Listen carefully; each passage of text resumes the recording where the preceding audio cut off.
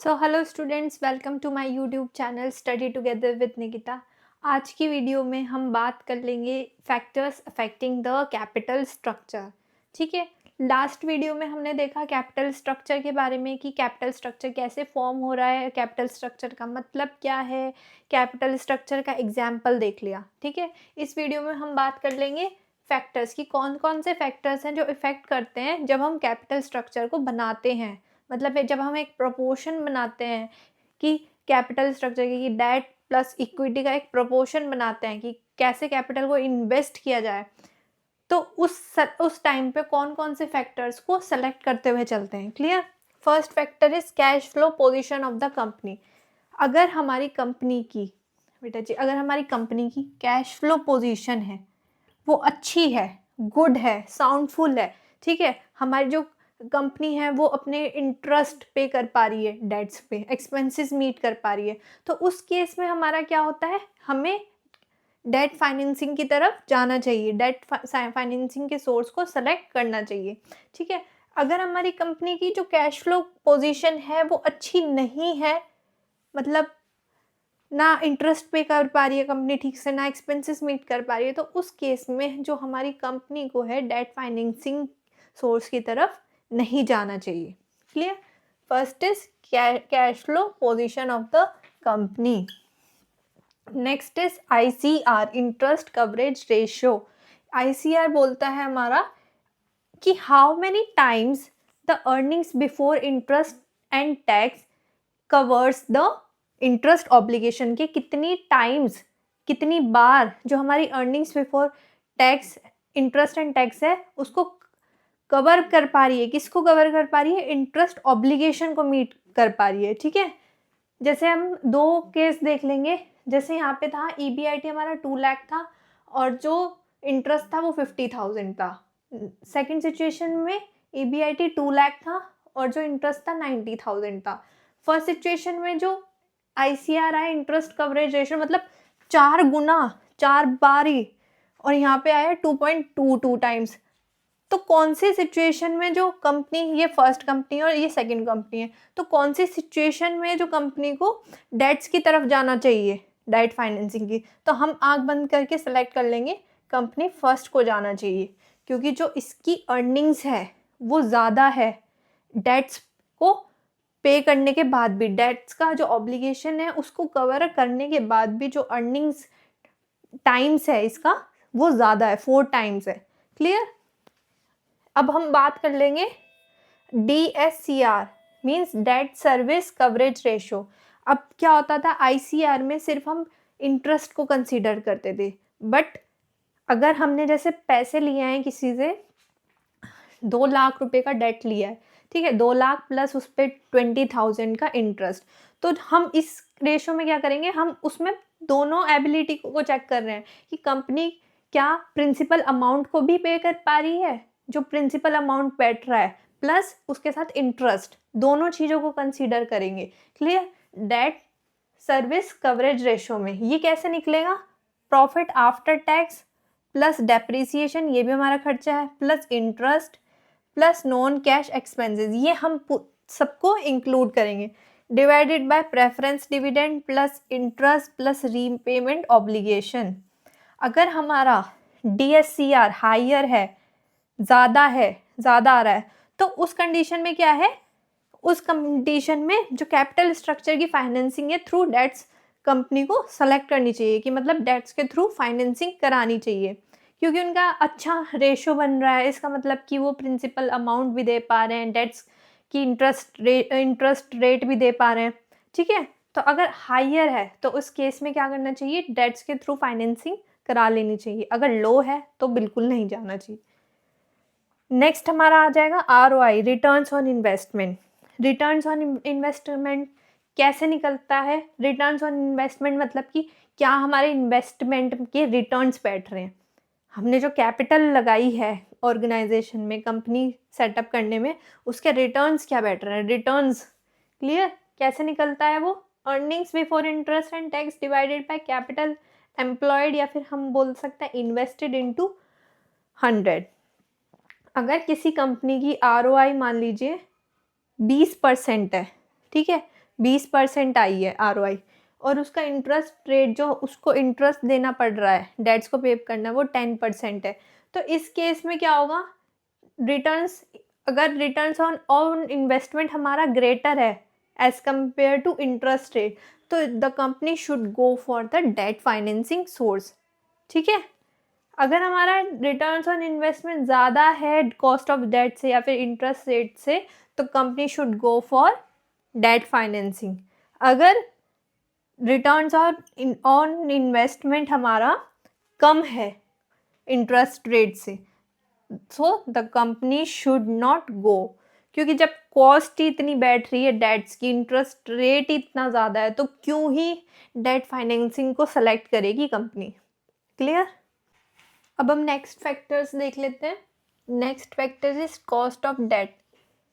ठीक है, अगर हमने ऑर्गेनाइजेशन ने बोरो किया है लोअर और चीप रेट पे, कि जो बोरोइंग रेट है हमारा चीप रेट है, मतलब कम है, लो रेट है, तो उस केस में क्या करना चाहिए, हमें डेट फाइनेंसिंग के थ्रू कैपिटल स्ट्रक्चर को फॉर्म करवाना चाहिए। क्लियर। ये बहुत इजी सा फैक्टर था, इसमें ऐसा कुछ हार्ड एंड फास्ट नहीं है। ठीक है, नेक्स्ट हम बात कर लेते हैं टैक्स रेट की। हमें पता है कि जो इंटरेस्ट है वो हमारा डिडक्टेबल एक्सपेंस है। क्लियर। तो उस केस में क्या होगा, अगर हमारा टैक्स रेट हायर है, अगर टैक्स रेट ज़्यादा है, तो उस केस में वो क्या कर देता है, हमारी जो डेट्स है, डेट फाइनेंसिंग को चीपर कर देता है एज कंपेयर टू, अगर हम इक्विटी सोर्स की बात करें, तो उस केस में क्या करना चाहिए, हमें डेट सोर्स की तरफ जाना चाहिए कंपनी को। Next is cost of equity. Cost of equity factor में हम बात कर लेंगे, दो सिचुएशन देख लेंगे कि अगर डेट रेजेस, हमें तब तक ही डेट्स को रेज करना चाहिए जब तक हमारी EPS है वो रेज हो रही हो। ठीक है, EPS मतलब अर्निंग पर शेयर। अगर हमारा अर्निंग पर शेयर बढ़ रहा है, डेट, हमने डेट फाइनेंसिंग करा दी और क्या हो रहा है, हमारा EPS भी बढ़ रहा है, तो उस केस में हमें डेट सोर्स की तरफ जाना चाहिए।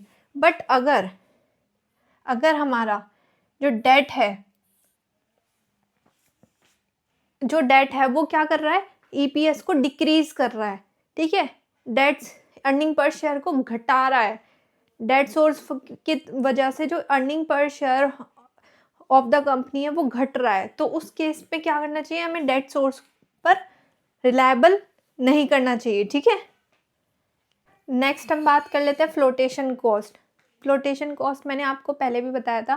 फ्लोटेशन कॉस्ट हमारी वो कॉस्ट होती है या फिर वो एक्सपेंसेस होते हैं वो जब इंकर्ड होते हैं, जब हम थ्रू इक्विटी सोर्स अपनी कैपिटल को रेज कर रहे हैं या फिर थ्रू डिबेंचर सोर्स अपनी कैपिटल को रेज कर रहे हैं। ठीक है, जैसे कि एक मान लो, एक एग्जांपल लो कि हमने इशू शेयर्स कर दिए। ठीक है, इशू शेयर्स कर दिए, ये थोड़ी ना है कि इशू शेयर्स कर दिए आ गए पैसे, ऐसा कुछ नहीं। काफ़ी सारी एक्टिविटीज़ करी जाती हैं, काफ़ी सारी एक्सपेंसेस होते हैं उस टाइम पे, है ना। इशू ऑफ शेयर्स के टाइम पे जब तक जो शेयर होल्डर्स हैं हमारी कैपिटल में सब्सक्राइब नहीं कर देते, उस टाइम पे हमें बहुत सारे एक्सपेंसेस को मीट करना पड़ता है, उसको बोलेंगे हम फ्लोटेशन कॉस्ट। ठीक है, अगर हम इस केस में क्या होता है कि इस केस में हमें इक्विटी सोर्स को थोड़ा अवॉइड करना चाहिए। अगर हम फ्लोटेशन कॉस्ट को कंसीडर कर रहे हैं तो इक्विटी शेयर्स को हमें अवॉइड करना चाहिए। बट अगर हम बात कर ले डेट्स के थ्रू, लोन्स वगैरह, डेट फाइनेंसिंग करा रहे हैं लोन्स वगैरह की तरफ, तो हमें डेट सोर्स को सेलेक्ट करना चाहिए। ठीक है, in case of flotation cost. Next is risk consideration. ठीक है, अगर देख लो ऑर्गेनाइजेशन में हायर रिस्क है, ठीक है, फाइनेंशियल रिस्क ज़्यादा है, मतलब कि जो हमारी ऑर्गेनाइजेशन है उसकी कैपेसिटी नहीं है इतनी कि वो डेट्स को पे कर पाए, तो उस केस में हायर रिस्क के टाइम पर हमें इक्विटी शेयर्स या फिर इक्विटी कैपिटल के थ्रू अपना कैपिटल स्ट्रक्चर बनाना चाहिए। ठीक है, अगर हमारी जो ऑर्गेनाइजेशन है कंपनी में अगर लोअर रिस्क है, फाइनेंशियल रिस्क, उस केस में हम इजीली डेट्स के थ्रू फाइनेंसिंग करा सकते हैं। उसमें क्या दिक्कत है, हम अपना इंटरेस्ट पे कर पा रहे हैं, एक्सपेंसेस मीट कर पा रहे हैं इजीली, तो हमें ये फैक्टर भी ध्यान में रखते हुए चलना पड़ता है फाइनेंशियल मैनेजमेंट को कि रिस्क कंसिडरेशन कितना है, ज़्यादा है तो इक्विटी, कम है तो dates. Next is flexibility.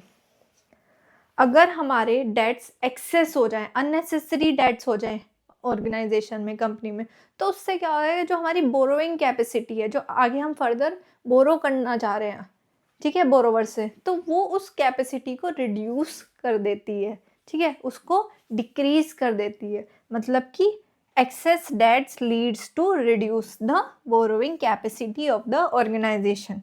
Clear? तो हम एक्सेस में भी डेट्स नहीं रेज करना चाहिए कैपिटल स्ट्रक्चर में। नेक्स्ट अब फैक्टर की बात कर लेते हैं हम, कंट्रोल।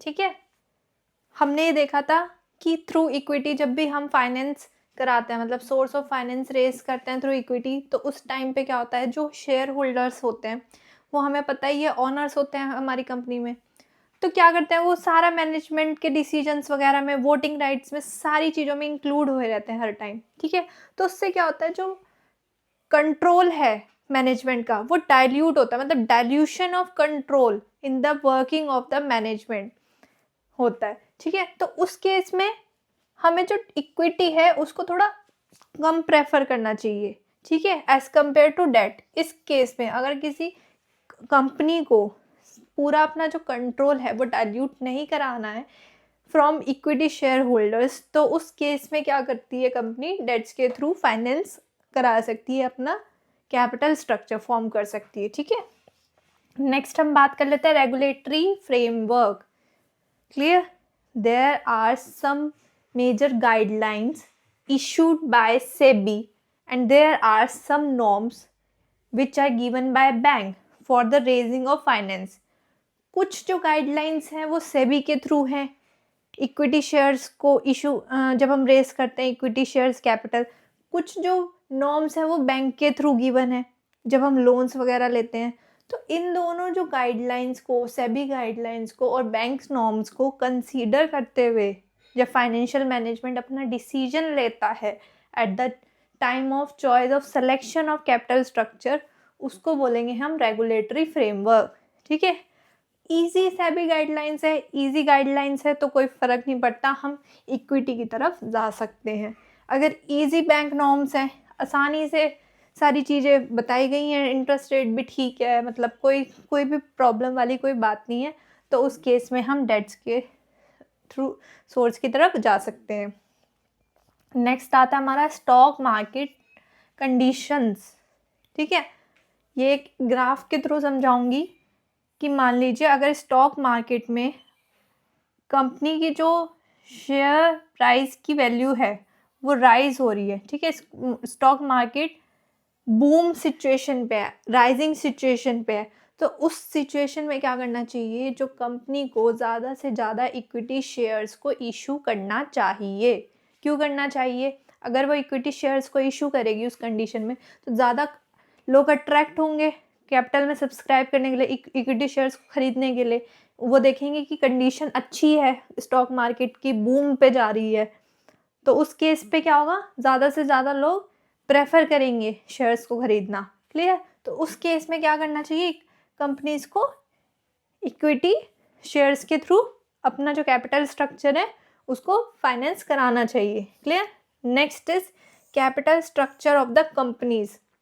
अब मान लो हमारी जो है हमारा जो बिजनेस है वो फूड इंडस्ट्री में, ठीक है, तो इस फैक्टर में ये बोला गया है कि हमें अपनी सेम इंडस्ट्री की डेट इक्विटी रेशियो को कंसीडर करना चाहिए एक बार पहले at the time of formation of capital structure. मतलब कैपिटल स्ट्रक्चर बनाने से पहले एक बार हमें जो सेम इंडस्ट्री है हमारी, ठीक है, सेम जो बिजनेस की इंडस्ट्री है, फिर सेम बिजनेस लाइन में जो ऑर्गेनाइजेशन है वो परफॉर्म करिए, उसको एक बार देख लेने चाहिए, उनकी मतलब डेट इक्विटी रेशियो देख लेनी चाहिए कि सही है या फिर नहीं है, कौन से फैक्टर्स हैं जो इफ़ेक्ट कर रहे हैं, कि कौन से फैक्टर्स ज़्यादा प्रेफर कर रहे हैं इक्विटी को, कौन से फैक्टर्स ज़्यादा प्रेफर कर रहे हैं डेट को, तो इन सब चीज़ों को कंसीडर करना चाहिए।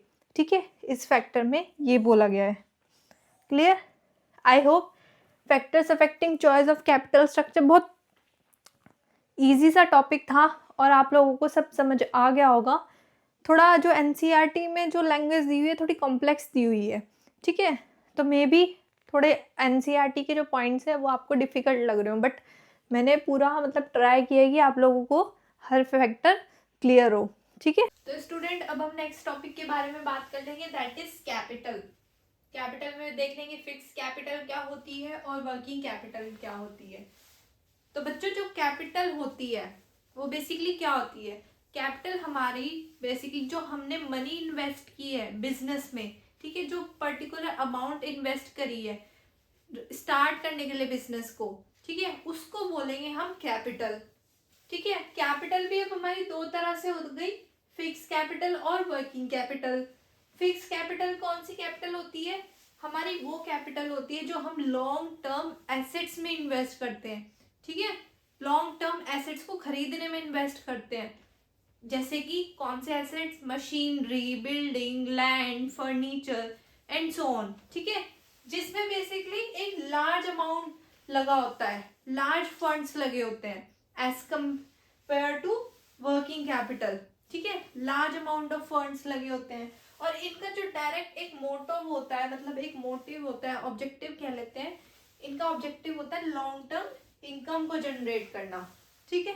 अगर हम कोई भी लैंड खरीद रहे हैं या फिर बिल्डिंग खरीद रहे हैं या मशीनरी खरीद रहे हैं, तो उसका ये इसलिए इतना जो लार्ज अमाउंट ऑफ फंड्स जो हम इन्वेस्ट करेंगे तो वो सिर्फ इसलिए थोड़ी ना करेंगे कि लो इनकम के लिए, कि लो इनकम जनरेट हो, ऐसा तो नहीं होगा। हम ये चाहेंगे कि जो हम उन पे इन्वेस्ट कर रहे हैं लॉन्ग टर्म एसेट्स पे वो हमारे आगे चल के फ्रूटफुल हो, ठीक है, हमारी बिल्डिंग अच्छे ग्रो हो, है ना, बिल्डिंग अच्छे एसेट्स हमारे इंक्रीज ही हो, एक तरह से जो एसेट्स की वैल्यू हो हमेशा ग्रो हो, बिल्डिंग की वैल्यू ग्रो हो या फिर मशीनरी की ग्रो हो, इक्विपमेंट जो भी मतलब हम यूज करें उनकी वैल्यू ग्रो, ठीक है।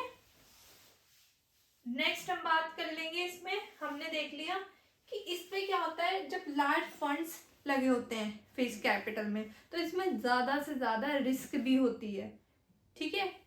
क्यों होगी रिस्क, क्योंकि एक पर्टिकुलर जो अमाउंट लगता है फिक्स्ड एसेट्स में इन्वेस्ट करने का वो इतना बड़ा अमाउंट होता है कि जो एक बार हमें फाइनेंशियल मैनेजमेंट को क्या होता है उस रिस्क को एक बार एनालाइज करना चाहिए पहले इन्वेस्ट करने से पहले, क्लियर। नाउ हम बात कर लेते हैं वर्किंग कैपिटल। वर्किंग कैपिटल क्या होती है, वर्किंग कैपिटल हमारी वो कैपिटल होती है जो हमें यूज होती है बिजनेस को day to day activities perform करने के लिए उसके, ठीक है, डे टू डे खर्चे करने पूरे करने के लिए, डे टू डे एक्सपेंसेस जो हमारे बिजनेसेस में हो रहे हैं, ठीक है। जैसे कि वर्किंग कैपिटल की कौन कौन से एग्जांपल्स है, cash, in form of cash हो सकती है हमारी working capital, in form of inventory, in form of receivables हो सकता है, ठीक है। इनका जो मोटिव होता है वो इमीडिएट एक्सपेंसेस को मीट करना होता है, जो एकदम से खर्चे आ रहे हैं, ठीक है, इसमें जो एक्सपेंस जो डेली बेसिस के एक्सपेंस है, जैसे सैलरी पे कर रहे हैं हम, वेजेस पे कर रहे हैं, ठीक है, कोई भी छोटे छोटे खर्चे, ठीक है, उनको बोलेंगे हम working capital needs. Next is less small funds is required. इसमें जो एक अमाउंट होता है वर्किंग कैपिटल में वो बहुत छोटा अमाउंट होता है, मतलब एज कंपेयर टू अगर हम फिक्स कैपिटल्स की बात करें तो फिक्स कैपिटल में एक large sum amount of fund use होता है, but as compare to working capital इसमें स्मॉल और लेस फंड रिक्वायर होता है, क्लियर। होप आप लोगों को ये वीडियो अच्छी लगी हो, अगर अच्छी लगी हो तो please like share and subscribe my channel. आगे ऐसे ही अच्छे वीडियोस मैं आपके लिए लेकर आऊँ तो प्लीज़ सब्सक्राइब माय चैनल।